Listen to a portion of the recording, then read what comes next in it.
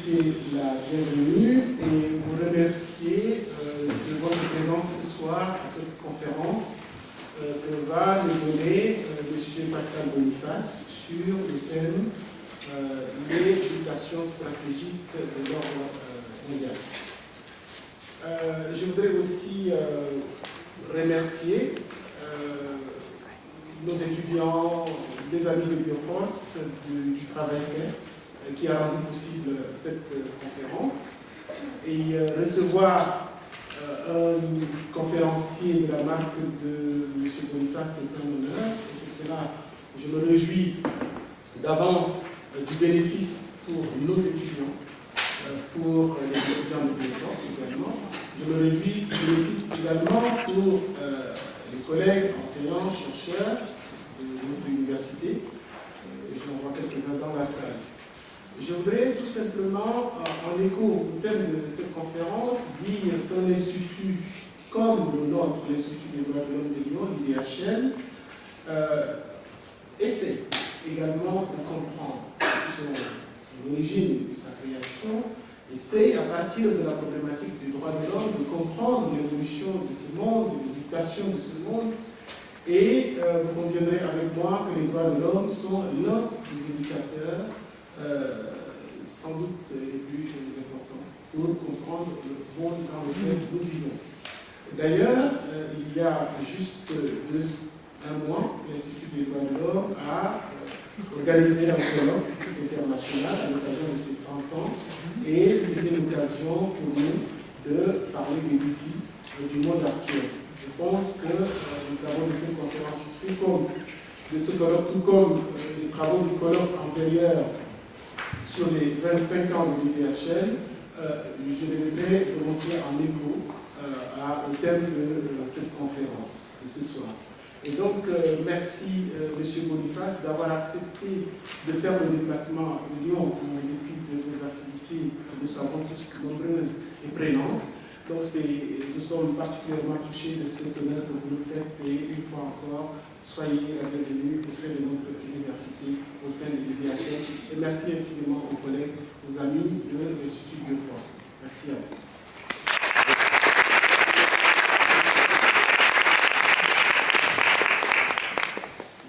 Bonjour, je suis Pascal Boniface. Moi je suis là pour présenter l'Institut Bioforce, pour évidemment le directeur des opérations.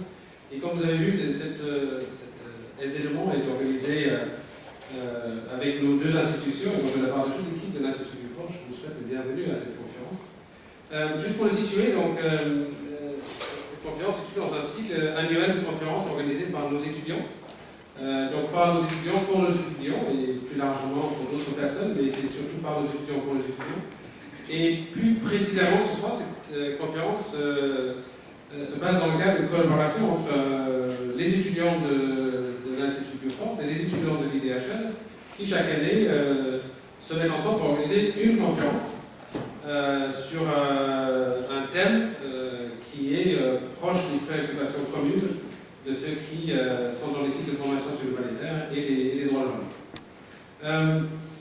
Et donc les étudiants ont souhaité cette année inviter Pascal Boniface, directeur de l'IRIS, qui est aussi partenaire de Bioforce, et nous en sommes ravis. Juste avant de passer la parole à Pascal Boniface, je voudrais juste en profiter pour aussi remercier les étudiants. C'est un grand travail, on n'imagine pas le travail pour préparer toutes les invitations, la logistique, etc. pour les conférences. Et plus particulièrement Natacha qui est là, qui est l'étudiante en chef de l'organisation de cette conférence. Et donc, merci à Natacha d'avoir tout fait pour que ça se passe ce soir. Voilà, bonne soirée, et puis je passe la parole à Pascal Boniface.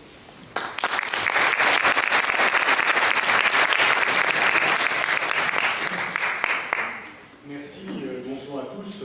Je suis heureux d'être ici. Je ne connaissais pas ces locaux qui sont absolument magnifiques, qui sont lumineux, et j'imagine que les enseignements que vous avez sont aussi lumineux que les locaux qui les accueillent, et je m'en félicite pour vous.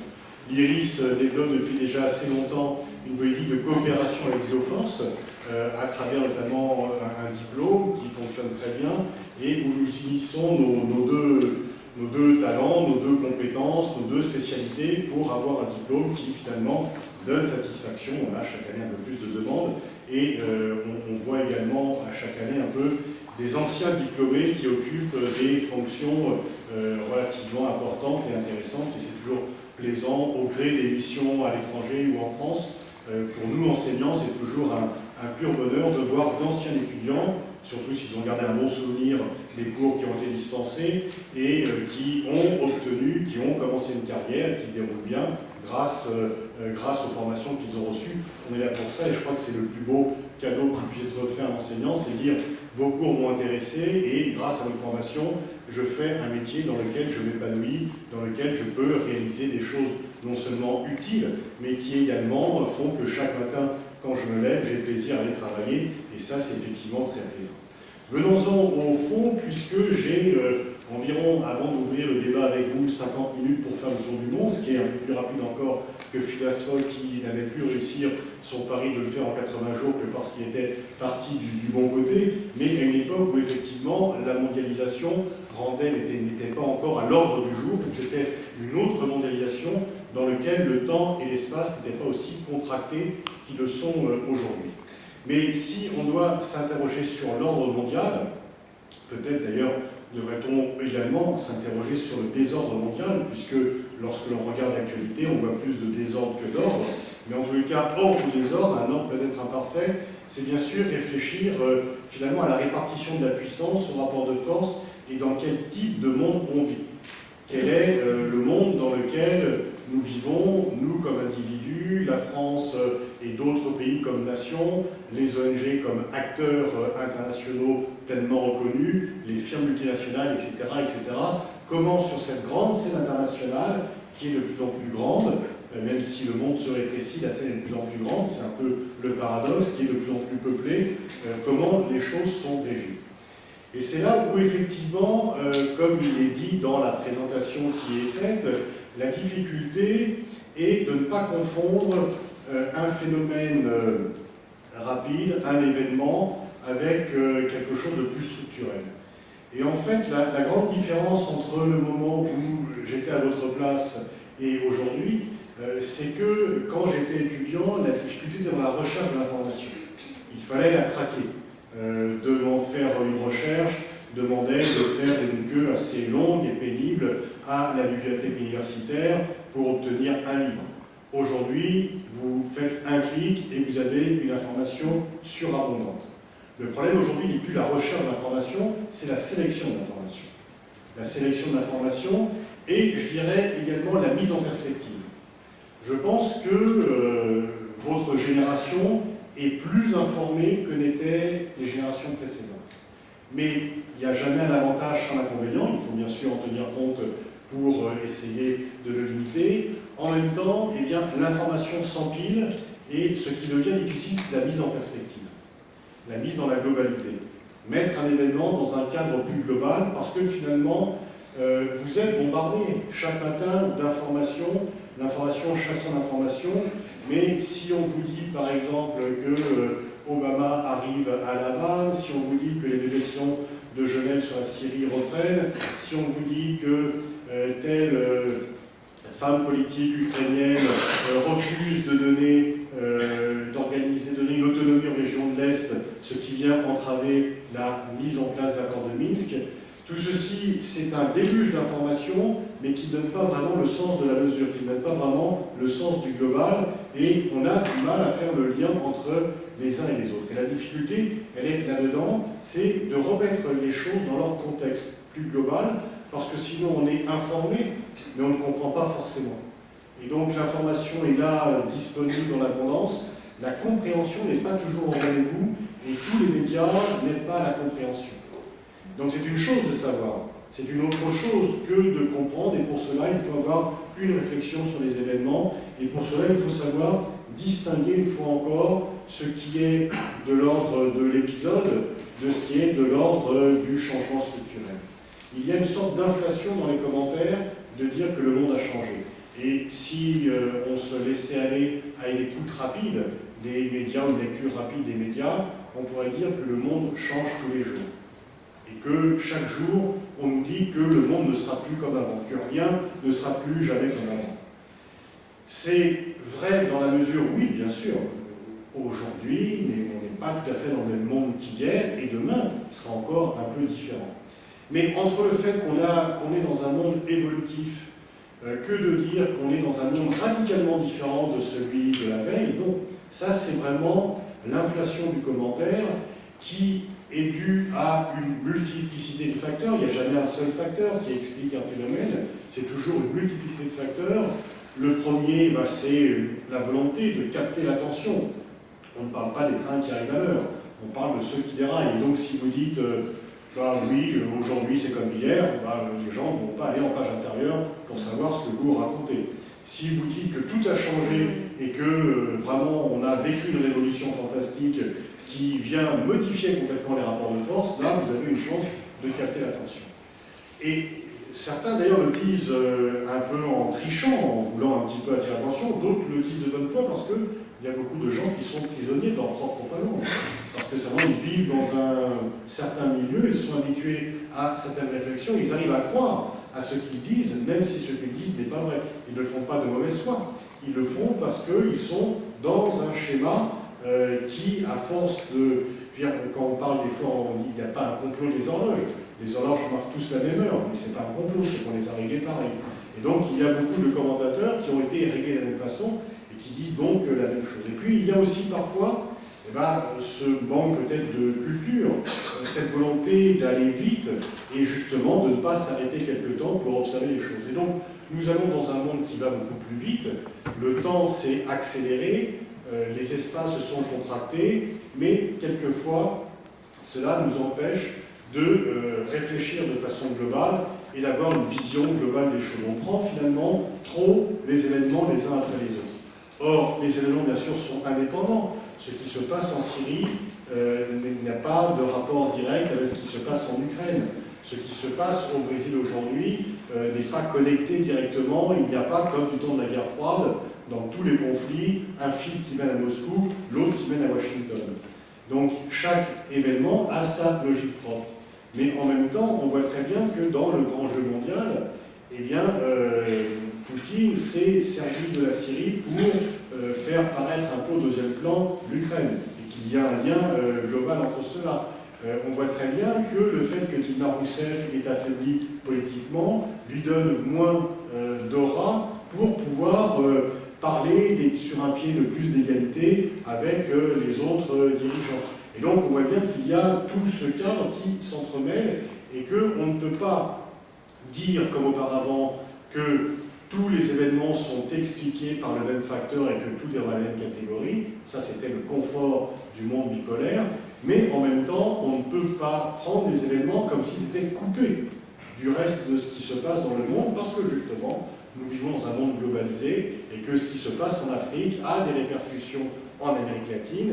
S'il y a un ralentissement de la croissance en Chine, eh bien, il y a une diminution du prix des matières premières qui atteint aussi bien l'Amérique latine que l'Afrique. Ça peut avoir des conséquences sur les revendications politiques, etc., etc. Et donc, les événements sont liés. Et donc, par rapport à ce monde qui change tous les jours, mais en même temps, l'ordre mondial, lui, ne change pas tous les jours. Et c'est ça la grande différence. Oui, aujourd'hui, une fois encore, le monde d'aujourd'hui est un peu différent. Il y a des gens qui sont morts, d'autres qui sont nés. Il y a une petite évolution sur telle négociation, petite régression sur tel autre sujet. Donc ce n'est pas vraiment la même photo qu'hier. Mais est-ce que l'ordre dans ses fondements a changé? Non. Nous vivons dans un monde, l'ordre duquel je reviendrai un peu plus tard, mais cet ordre mondial n'est pas révolutionné chaque fois. On va bientôt avoir des élections aux États-Unis, on est déjà d'ailleurs dans les primaires, ce qui montre d'ailleurs le rôle de ce pays, puisqu'on parle beaucoup plus des élections américaines que des élections qui ont lieu dans n'importe quel autre pays. Mais en 2008, il y a eu quelque chose de très frappant, en 3 épisodes d'ailleurs. Le 8 août 2008, on nous a dit, beaucoup de commentateurs et de responsables politiques, ont dit que le monde avait changé complètement, qu'on rentre dans un monde nouveau, parce que le même jour, ce n'était pas tout à fait un hasard, il y avait eu l'ouverture des Jeux Olympiques à Pékin et une mini-guerre entre la Russie et la Géorgie Et déjà, la Russie de Poutine à l'époque avait un peu montré les dents, et la Géorgie, qui était l'allié des États-Unis, avait subi une défaite militaire. C'était la première victoire de l'armée russe, voire soviétique, depuis très longtemps. Et on a eu beaucoup de commentaires ce 9 août, le lendemain de minuit, pour dire voilà, on est dans un monde nouveau où les deux puissances, russe et chinoise, sont au premier plan. Finalement, les Européens ont laissé, les Américains ont laissé la Géorgie être battue, et c'est à Pékin que le monde se réunit et non plus ailleurs. Mais en fait, le monde n'avait pas changé ce jour-là, tout simplement parce que si la Russie avait infligé une défaite militaire à la Géorgie, c'est parce que l'armée russe était depuis déjà assez longtemps reformée, et que la remontée en puissance de la Russie ne s'était pas faite en une nuit, et que si la Chine a gagné les JO, c'est qu'on lui a attribué 7 ans auparavant. Et si on lui a attribué 7 ans auparavant, c'est parce que la montée en puissance de la Chine était déjà très nette. Et on voit que la résurgence de la puissance russe ou la poursuite de la montée en puissance chinoise, c'est pas en une nuit, c'est pas 8 août, ce sont des processus. Donc là, tout d'un coup, lorsqu'il y a un événement, on nous a dit que le monde avait complètement changé, alors qu'on n'était que dans la poursuite de tendances structurelles fortes qui avaient pris leur naissance depuis déjà quelques temps et qui se poursuivent. Donc il ne faut pas confondre l'événementiel et le structurel. L'ouverture des Jeux Olympiques à Pékin est une chose importante, c'est un jalon, et vécu comme tel par ailleurs, dans la montée en puissance de la Chine, mais ce n'est pas tout d'un coup, la Chine n'est pas devenue une grande puissance le 8 août 2008. Elle l'était déjà, et elle continue à l'être. Et la Russie n'est pas redevenue une puissance le 8 août 2008, elle l'était déjà, et elle continue, et chaque jour le prouve, à le redevenir. Il ne s'était pas écoulé 6 semaines que le 15 septembre de la même année, c'était la faillite de la banque Lehman Brothers, et on a dit que c'était la fin de la puissance américaine. Et que les États-Unis, qui avaient déjà connu une faillite stratégique et morale en Irak, avec Guantanamo, Abu Ghraib, etc., puis une défaite stratégique en Irak, puisque la victoire rapide s'était transformée en bourbier, et bien finalement, au-delà de la défaite stratégique, au-delà de la défaite morale, deux choses importantes pour les États-Unis, il y avait la fin de la puissance économique américaine, puisque l'un des plus beaux fleurons, noté d'ailleurs à l'époque avait le triple A, les agences de notation n'avaient pas émis de doute sur Lehman Brothers, parenthèse terminée. Et donc ce plus beau fleuron de la banque américaine était en faillite. Et le principe to be to fail n'avait pas fonctionné, il était en faillite. Et donc certains y voyaient le signe avant-coureur, si ce n'est d'une nouvelle crise de 29, du moins de la faillite américaine et de la fin de la puissance américaine comme puissance économique. En fait, ça ne s'est pas passé comme ça. Les Américains se sont arrangés pour, du moins, laisser la relation fait que la crise n'a pas été une crise américaine, mais une crise mondiale, dans laquelle nous vivons encore un peu. Mais là où je voudrais en revenir, puisque je parle de la crise, c'est que 6 semaines après cela, on a dit exactement l'inverse. Le 4 novembre 2008, Barack Obama a été élu président des États-Unis, et tous les discours étaient sur, de nouveau, d'une part, les Américains, les États-Unis que l'on aime, avec une Amérique post-raciale, avec une Amérique de nouveau populaire, avec la fin de l'ère Bush qui avait grandement nuit au prestige des États-Unis, et tout d'un coup, on nous disait qu'un avenir de nouveau radieux s'ouvrait pour les États-Unis. Et donc, quand vous voyez, quand vous prenez un peu de recul, personne à l'époque a dit, mais attendez une minute, là, vous disiez exactement l'inverse il y a 6 semaines.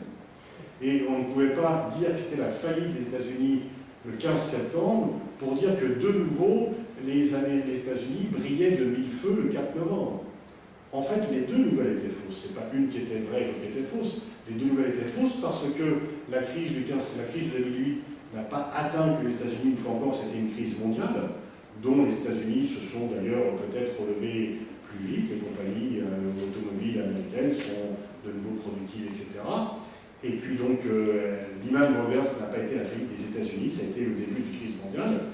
Et par ailleurs, l'élection de Barack Obama n'est pas venue, pour sympathique et bienvenue qu'elle était, l'élection de Barack Obama n'est pas venue régler tous les problèmes qui se posaient non seulement au monde et aux États-Unis, et que on voit bien, on le voit encore mieux aujourd'hui qu'on le voyait au moment de l'élection, enfin les plus lucides des commentateurs dès 2008 disaient que oui, il faut saluer à sa juste mesure l'élection de Barack Obama, mais pour autant, tous les problèmes ne sont pas réglés, et le fait de dire qu'il allait appuyer sur le bouton reset, notamment dans les relations avec la Russie, ne suffit pas.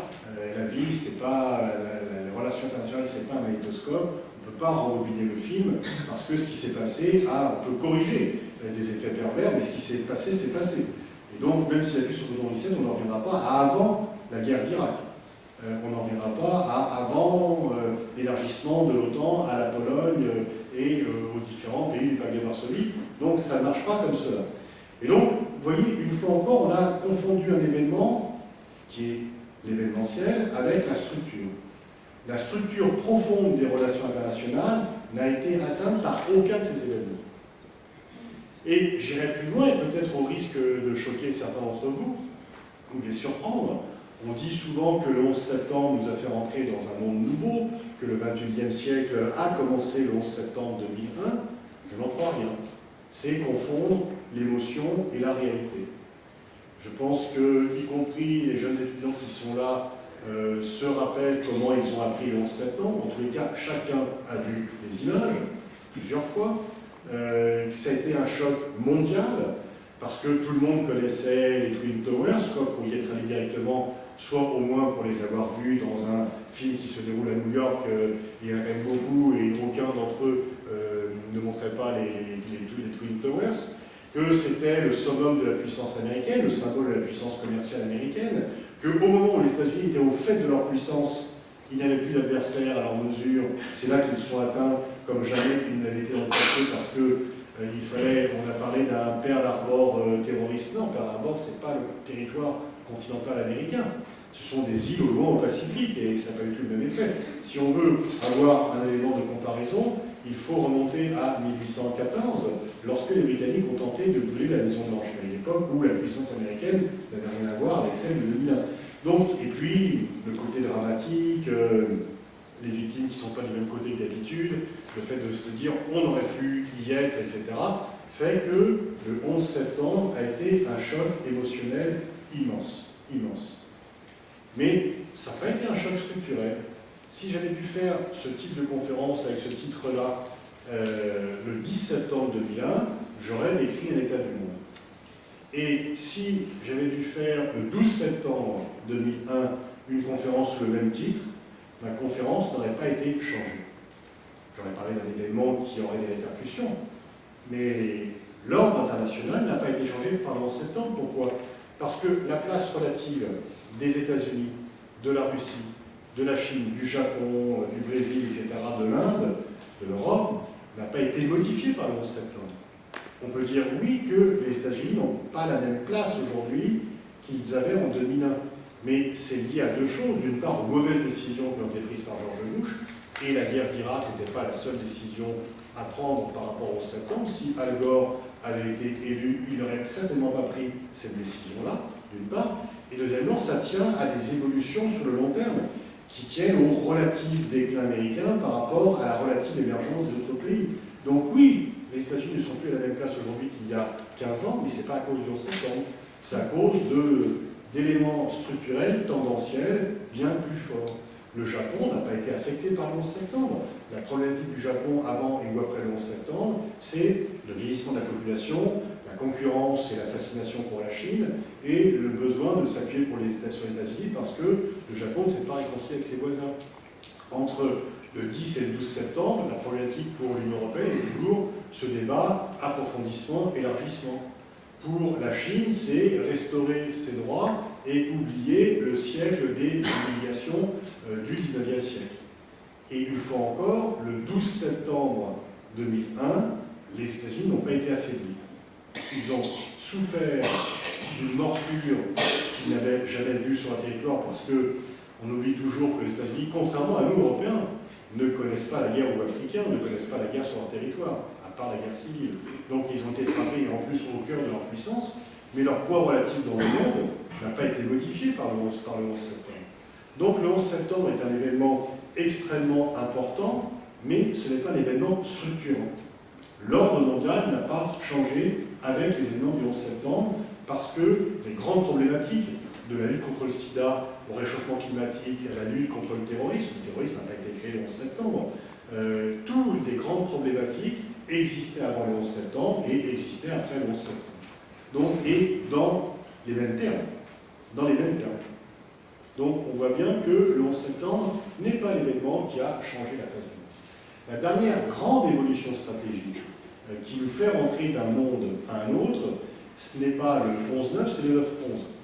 C'est le 9 novembre 89, quand le mur de Berlin tombe et que le monde bipolaire tombe également. Et encore, cette comparaison, j'avoue, une fois que je fais le petit truc de dire 11-9, 9-11, c'est un truc parce que le monde bipolaire ne s'est bien sûr pas effondré le 9 novembre. On a encore là l'image d'assaillants est-allemands qui se jettent à l'assaut du mur. Il y a beaucoup de gens qui sont persuadés aujourd'hui que ce sont les Allemands de l'Est se précipitant sur le mur qui ont tout effondré. Mais les gens se sont précipités le lendemain pour détruire le mur. Ils sont précipités la veille pour partir parce que le Parti communiste est-allemand avait dit on ouvre les portes. Et donc, et si le Parti communiste est-allemand a dit on ouvre les portes, c'est parce que un mois auparavant, Gorbatchev, le 7 octobre 89, pour le 40e anniversaire et dernier, les mieux le savent à l'époque de la RDA, avait dit au secrétaire général du Parti communiste est-allemand, celui qui arrive en retard est puni par l'histoire.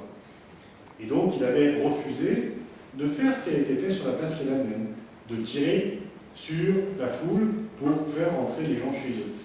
Mais si le 9 novembre, au moment où les gens commençaient à partir, les Vopos est-allemands avaient tiré, le mur de Berlin sera encore en place. Et s'il n'est plus en place, c'est parce que le monde bipolaire était déjà largement miné de par la politique du Gorbatchev, politique qu'il avait menée de rapprochement, de transformation, échoué du communisme en un communisme à visage humain, mais en tous les cas d'arrêter la conflagration et le clivage avec le monde occidental. Et là encore, le monde bipolaire s'est mis en place sur quelques années, 45, 46 et 49, et il s'est également effondré en quelques années. Mais dire que le monde bipolaire a pris fin le 9 novembre 89, non. Le 9 novembre 89 est un des épisodes, certes très photogénique, très marquant, parce que c'est plus visible peut-être que d'autres événements, et les murs de Berlin ayant été bâtis en 61 ne pouvaient pas être la quintessence du clivage est-ouest, puisque le clivage est-ouest était antérieur à cette construction.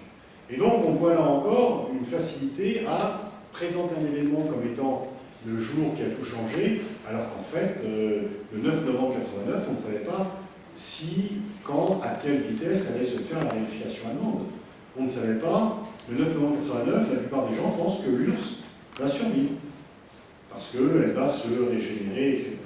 Mais en tous les cas, même si on ne peut pas la dater du 9 novembre 89, la dernière évolution stratégique, c'est la fin du monde bipolaire. Et depuis, le monde est en reconstruction.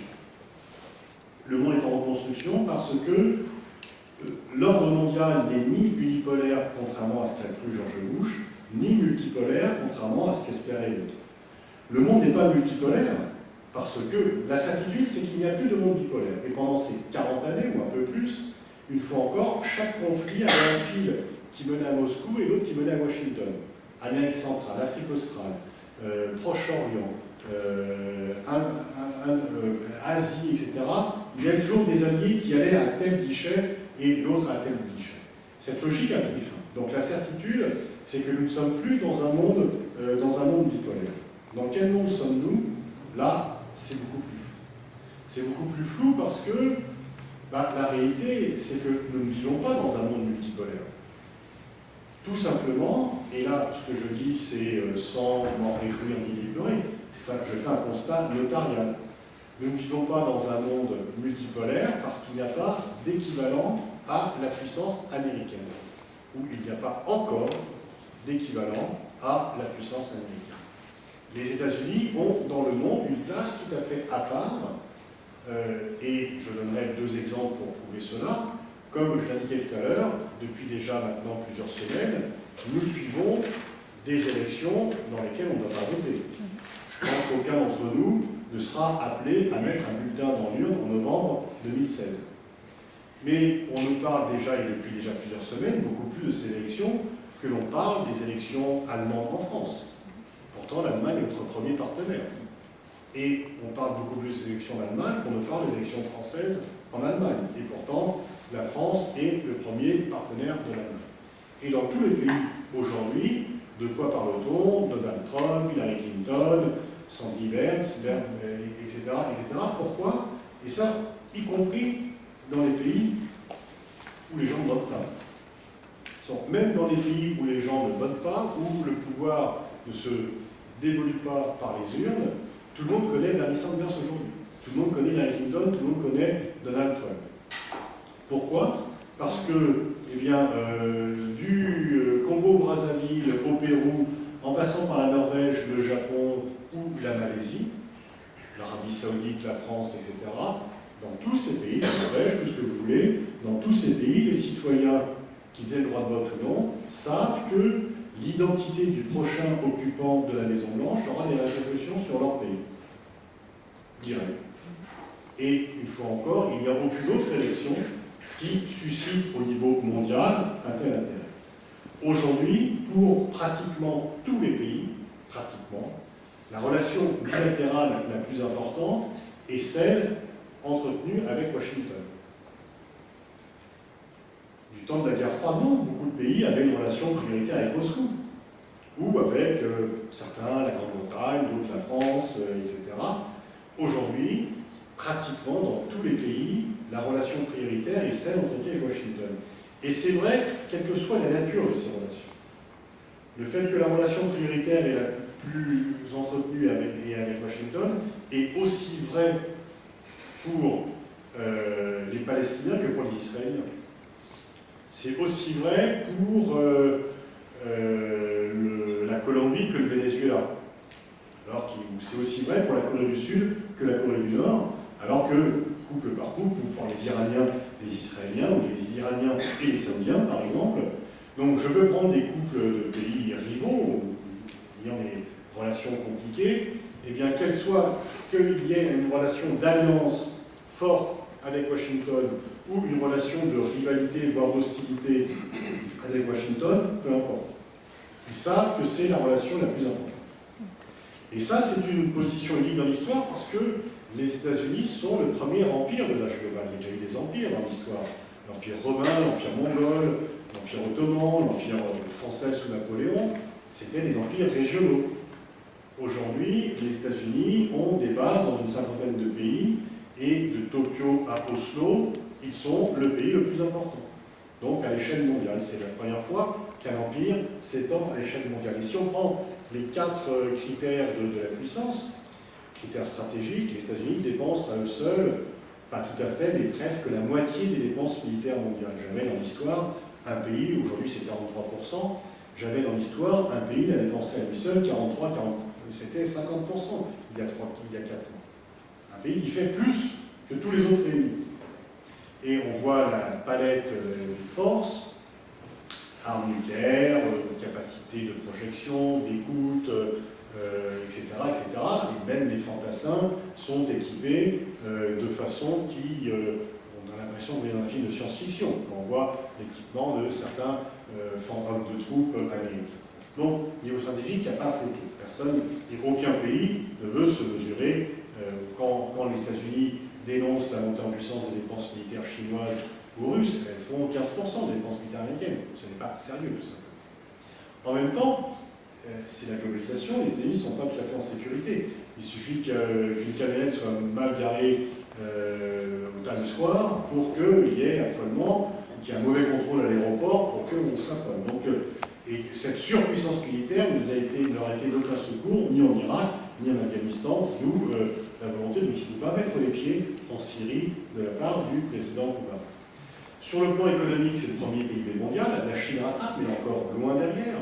Et quand bien même le PIB chinois dépasserait le PIB américain, ça ne veut pas pour autant dire que la Chine serait la première puissance mondiale. Les Américains ont dépassé le PIB britannique à la fin du 19e, mais ils sont devenus première puissance mondiale que 50 ans après. Puissance technologique, tous c'est Google, Amazon, Facebook, Twitter, Microsoft, etc., les grandes inventions technologiques qui rythment notre quotidien et qui font de la puissance aussi, sont là. Et puis, ce qu'on oublie un peu trop, c'est la puissance culturelle, le soft power, la capacité d'influencer. la fille de Xi Jinping a fait ses études à Harvard. Je ne pense pas que les Obama envoient leurs deux filles faire leurs études à Pékin. Donc les universités américaines ont une capacité d'attraction très forte. Tous les grands blockbusters de cinéma qui façonnent un peu les consciences. Il y a 3 ans, Obama est allé au siège de DreamWorks et il a salué le travail que font DreamWorks, non seulement en termes de divertissement, mais en termes, il dit, vous êtes un outil diplomatique pour les États-Unis. C'était vrai. Parce que Hollywood, c'est du rêve, mais c'est aussi des idées qui influent. Et pour ne prendre qu'un exemple, on se rappelle ce que faisait Hollywood pendant la guerre froide par rapport au communisme. Ils n'avaient pas une vision très sympathique du communisme, peut-être qu'ils avaient raison, mais c'est eux qui donnaient le ton. Et moi, je me rappelle qu'après 2003, il y a eu toute une série de films de Hollywood, Taken, Jimi Hendrix, Rush Hour 3, Zorro, dans lequel systématiquement le méchant, le bad guy, celui qui était lâche, celui sur lequel on ne pouvait pas compter, était français. Parce que c'était le prix à payer pour la guerre d'Irak, le refus de la guerre d'Irak, et une sorte de vengeance qui n'était pas, c'était pas le Pentagone qui a dit vous allez faire des films anti-français. C'est le metteur en scène qui était dans leur propre système et qui faisait ça de façon fraîche et joyeuse. Donc tout ça, ça donne quand même du pouvoir, mais on peut dire en plaisantant que ceux qui manifestent dans le monde arabe en criant mort aux États-Unis le font chausser de Nike et en rentrant chez eux regardent Game of Thrones ou une série américaine. Donc c'est quand même quelque chose qu'il faut prendre en compte. Donc il y a une puissance qui est très forte, mais en même temps, qui est bien sûr plus forte avec Obama, qui a un peu réconcilié les États-Unis avec le reste du monde, qui était avec Bush, on verra un peu ce que ce sera le prochain. En même temps, nous ne vivons pas dans un monde unipolaire. On n'est pas dans un monde multipolaire parce qu'il n'y a pas d'équivalent. Chaque autre grand groupe de puissance a un inconvénient par rapport aux États-Unis. La Chine n'a pas de soft power. Très peu. Et elle est encore économiquement loin derrière. Le Japon n'a pas d'assurance stratégique. Sans le parapluie militaire et nucléaire américain, le Japon est démuni par rapport à la menace nord-coréenne, par rapport à la menace chinoise. Ils n'ont pas signé le traité de paix avec la Russie, ils ont des relations compliquées, y compris avec la Corée du Sud. Donc, la Russie est plus puissante aujourd'hui qu'elle était lorsque Poutine a pris le pouvoir, mais elle n'est plus l'Union soviétique, elle ne peut plus parler du même rang. Elle peut, et Poutine, dont certains disaient qu'il n'était pas un stratège, vient de prouver l'inverse. Poutine peut parler sur un relatif pied d'égalité avec le président américain, mais il n'est pas sur un pied d'égalité, parce que la Russie n'a pas la puissance américaine, et l'Union européenne n'est pas un acteur global. Nous sommes divisés, et de plus en plus, qu'il s'agisse de l'attitude vis-à-vis de la Russie, sur les migrants, et sur les États-Unis, etc. Donc, quand on reprend les autres pays, le Brésil et l'Inde, sont en développement, mais restent quand même encore loin derrière en termes de puissance. Donc quand on prend le panorama de la puissance, il n'y a pas d'équivalent à la puissance américaine, et donc nous ne sommes pas dans un monde multipolaire. Mais une fois encore, nous ne sommes pas dans un monde unipolaire, et la grande erreur de George Bush en 2003, c'est de l'avoir cru. C'est d'avoir cru, mais ce n'est pas le premier à l'avoir cru, puisque Clinton et Madeleine Albright disaient déjà « nous sommes la seule nation indispensable ».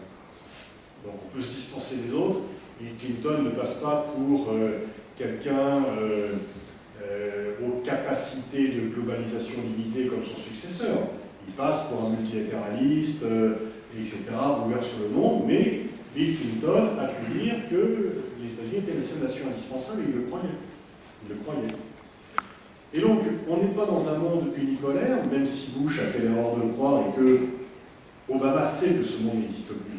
Il ne peut pas le dire au public américain, parce que s'il disait aux Américains on ne dirige plus le monde, il y a eu un débat qu'il a opposé à Mitt Romney sur la politique étrangère, il y a toujours un débat sur la politique étrangère dans les élections présidentielles américaines, et même Obama, qui le sait, ça, ne l'a pas dit, parce que s'il le dit, il passe pour un mauvais Américain, pour quelqu'un qui, finalement, se réjouit. Et regardez tous les discours, aussi bien d'Hillary Clinton que de Trump et de tous les autres candidats républicains, c'est retour à les États-Unis fort.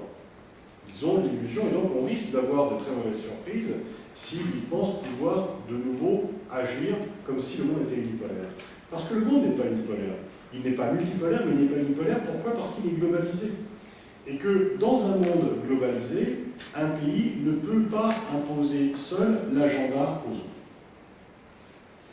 si je devais prendre quelques exemples pour vous montrer que le monde est bien loin d'être unipolaire et que Obama l'a intégré, même s'il ne le dit pas, Obama, lorsqu'il refuse d'intervenir à l'été 2013 en Syrie, a bien compris que le monde n'était pas unipolaire. Parce qu'il a bien compris que, vu ce qui est arrivé en Afghanistan et en Irak, s'il fait une intervention militaire au sol, eh bien, il va de nouveau accueillir par centaines des cercueils de soldats américains. Si le monde était unipolaire, on n'aurait pas mis 12 ans à trouver un accord sur le nucléaire iranien, qui est équilibré, d'ailleurs. Mais si le monde était unipolaire, l'accord ne serait pas équilibré. Les Américains ont dit aux Iraniens, voilà comment il faut faire, voilà, c'est en bas, vous signez, merci. Si le monde était unipolaire, il y aurait déjà la paix entre Israéliens et Palestiniens, parce que le président américain sait très bien que la poursuite du conflit est un des facteurs de contestation de la popularité américaine dans le monde arabe, musulman et plus largement dans le monde entier. Mais on voit bien que dans le rapport bilatéral entre Israël, entre Netanyahu et Obama, c'est plutôt Netanyahu qui a eu le dessus que l'inverse. Et si le monde était unipolaire, les Chinois auraient non pas dévalué, mais réévalué leur monnaie, c'est une demande américaine ancienne, etc., etc. Et donc on pourrait multiplier les exemples. Si le monde est unipolaire, dit Rousseff n'annule pas sa visite d'État quand les écoutes sont révélées parce qu'elle vient chez le chef, elle est convoquée, elle vient, etc. Et donc je pourrais multiplier à l'envi, au risque de vous lasser, des exemples qui montrent que le monde n'est pas multipolaire, mais qui n'est pas non plus unipolaire. On est dans un monde mixte, un monde globalisé, où la puissance est en fait émiettée et diversifiée. Parce que, pour revenir au propos initial, il y a de multiples acteurs qui peuplent la scène internationale et qui ont du poids. Les ONG, lorsqu'elles dénoncent les exactions d'une armée, elles saisissent l'opinion, ça a du poids. Et donc elles peuvent faire plier la puissance américaine, même si en termes de PIB, voilà. Il y a vraiment là quelque chose qui a changé, c'est le nombre d'acteurs, l'émiettement et la diversification des acteurs qui fait qu'un pays seul ne peut plus agir à sa guise, même s'il est plus puissant que les autres. Et puis, et avant de terminer pour respecter l'horaire et d'ouvrir la séance de questions, surtout, c'est qu'il y a aujourd'hui qui se déroule une évolution qui est encore plus importante que la fin de la guerre froide, que la fin du monde bipolaire. Parce que le monde bipolaire est venu mettre fin à 4 décennies et demie d'histoire. Là, l'évolution qui se déroule sous nos yeux, mais qu'on ne pourrait pas dater ni du 21 mars 2016, ni du 15 février 2022, c'est une évolution qui a pris naissance il y a maintenant plus d'une vingtaine d'années, qui se poursuit. Et cette évolution stratégique, elle, est fondamentale, elle qui change réellement les structures du monde. De même que la fin du monde bipolaire a changé au plus profond les structures mondiales, contrairement au 11 septembre, l'autre évolution plus importante encore ne vient pas mettre fin à 4 décennies, mais à 5 siècles. Et donc elle se heurte à des habitudes psychologiques, politiques, stratégiques beaucoup plus grandes, et elle vient bouleverser de façon encore plus importante que la fin du monde bipolaire l'ordre international et les structures de l'ordre international. Cette évolution stratégique majeure, c'est la fin du monopole occidental sur la puissance. Pendant 5 siècles, le monde occidental a eu le monopole de la puissance. Depuis, grosso modo, 1492. Ce qu'on a appelé les grandes découvertes, à tort, on n'a rien découvert, ça existe avant qu'on arrive, et ça a plutôt été des grands massacres. Et pendant 5 siècles, l'Europe d'abord, les Occidentaux avec le relais américain, une fois que l'Europe a eu la tragique stupidité de lancer le monde dans 2 guerres décidées par elle et étendues au reste de la planète, l'Europe a perdu ce monopole, les États-Unis l'ont relayé. À la fin du XIXe siècle, Bismarck peut dire les relations internationales c'est facile, il faut être 3 contre 2. Pourquoi? Parce qu'il y a 5 puissances qui comptent à l'époque, seulement 5, pas d'autres. L'Empire russe, l'Empire austro-hongrois, l'Allemagne, la France et le Royaume de la Grande-Bretagne. Les États-Unis ne sont pas encore une puissance, le Japon non plus. La Chine, elle est sous le régime des concessions. Elle est humiliée. L'Afrique n'a que 2 États indépendants. L'Indonésie néerlandaise, l'Indochine française, l'Inde indienne. L'Inde indienne, mais surtout britannique. Donc il n'y a pas... Voilà, c'est l'Europe qui dirige tout. La carte du monde avant la Première Guerre mondiale, c'est une carte d'une Europe élargie aux frontières du monde. Et le grand paradoxe, et ce qui fait le grand malentendu pour les États-Unis. Donc l'Europe lance le monde dans 2 guerres mondiales, elle n'est plus une puissance à 1945, mais les États-Unis prennent le relais. Or, et c'est le grand malentendu, au moment où les États-Unis pensent qu'ils se sont débarrassés du seul adversaire qui était à leur mesure, la fin du monde bipolaire, la fin de l'Union soviétique, l'implosion de l'URSS. Chouette, l'Ukraine s'est séparée de la Russie, et donc la Russie ne pourra plus jamais être un empire, comme disait Brzezinski. Tant mieux, il y a un dirigeant russe peu compétent, plutôt titubant, qu'on va pouvoir manipuler, disent-ils en voyant Elstine, etc. Effectivement, le PIB russe va être réduit de moitié entre 91 et 2000. On comprend qu'il y ait des demandes de solutions autoritaires quand on sait cela. Donc au moment même où les Américains pensent triompher et vivent dans un monde qui serait une sorte d'open bar permanent pour eux, où il n'y a plus un seul autre acteur qui puisse s'opposer à eux, c'est à ce moment-là même où ils pensent vivre dans un monde unipolaire qu'ils perdent, les Occidentaux perdent le monopole de la puissance, pas tellement de leur fait, mais du fait de l'émergence. Du fait que la Chine, l'Inde, le Brésil, alors il y a les BRICS bien sûr, Brésil, Russie, Inde, Chine, Afrique du Sud, mais en fait il y a 70 pays émergents. L'Indonésie, la Malaisie, le Ghana, le Zimbabwe, l'Uruguay, l'Argentine, le Mexique. Il y a 70 pays émergents qui viennent complètement bouleverser l'ordre mondial parce qu'ils n'entendent plus se laisser dicter leur conduite par le grand chef de l'ordre.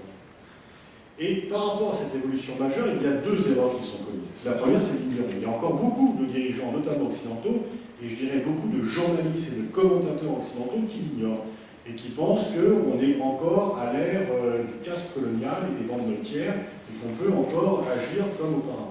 C'est une illusion tragique qui conduit à la guerre tyrannique, qui conduit donc à des illusions tragiques. L'autre erreur, c'est de penser qu'on a perdu la puissance. Non, on a perdu le monopole. Donc il faut faire la place aux autres. Il faut agir de façon multilatérale. Mais ne serait-ce que l'Union européenne, et c'est d'ailleurs un des enjeux aujourd'hui, Angela Merkel a souvent le fait de le rappeler, 3 chiffres qui qualifient l'Union européenne, 6, 22, 50. 6% de la population mondiale, 22% du PIB mondial, 50% des dépenses sociales mondiales.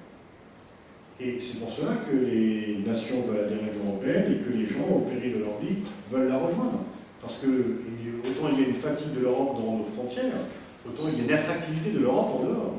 Et donc nous avons perdu le monopole de la puissance, mais nous sommes encore riches et puissants. Nous sommes encore les plus riches et les plus puissants. Et donc par rapport à cette évolution stratégique majeure qui vient mettre un terme à 5 siècles d'histoire, tout dépend comment les Occidentaux et leurs dirigeants réagiront. S'ils pensent pouvoir faire tourner la roue de l'histoire à l'envers, ils vont au-delà de graves désillusions, pour ne pas dire des catastrophes. S'ils pensent que parce qu'ils sont encore les plus forts, il y a des solutions militaires à tous les problèmes politiques, eh bien, on aura de nouvelles déconvenues majeures.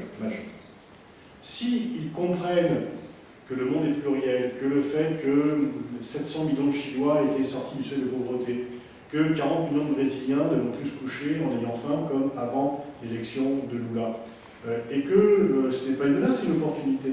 Parce que tous ces gens-là vont consommer plus et il y a un développement des classes moyennes à l'échelle internationale et que c'est autant non seulement de partenaires mais de consommateurs et que donc il n'y a pas un grand remplacement, ce ne sont pas des hordes qui viennent tout nous piquer, mais que c'est au contraire, bon, et que là, avec la crise des réfugiés, on paye plutôt le prix de nos erreurs à aller faire la guerre dans les endroits où on n'a pas dû aller faire la guerre. Et donc si on réagit intelligemment en pensant que cette multipolarisation du monde qui est en train de se dérouler sous nos yeux, et plutôt, d'une part, on ne peut pas dire que ça plaise ou non, on ne pourra pas dire aux Chinois arrêtez de vous développer, ça nous gêne, sinon il y a assez peu de chances que l'on soit entendu, et que donc on ne pourra pas faire revenir cette roue de l'histoire à l'envers, eh ben, il faut s'y adapter et jouer avec ces nouveaux partenaires et tout simplement comprendre que l'unilatéralisme n'est pas une option, qu'il faut avoir des politiques multilatéralistes et de définir ensemble des règles communes, comme on a su le faire par exemple à Paris au Bourget en décembre pour la COP21, ou des pays qui avaient des intérêts divergents. Parce que par rapport à l'énergie, par rapport au climat, l'intérêt du Qatar et de l'Inde sont diamétralement opposés. Mais tous ces 193 pays ont trouvé un accord, chacun renonçant à quelque chose et allant pour cela. Et donc ça, c'est peut-être une des rares bonnes nouvelles de l'année. qu'on ait pu trouver un accord malgré les divergences, parce que l'enjeu était majeur, c'est la survie de la planète. Donc soit on se dirige vers un mode de gestion du type COP21, soit on se dirige vers un mode de gestion type guerre d'Irak. Et il y a un choix dont les conséquences et les orientations ne sont pas du tout les mêmes, et espérons donc que l'on fasse le bon choix, mais ça dépend aussi un peu de vous, parce qu'on est donc dans un monde où les opinions se font de plus en plus entendre, et que ce sont elles qui, en définitive et au final,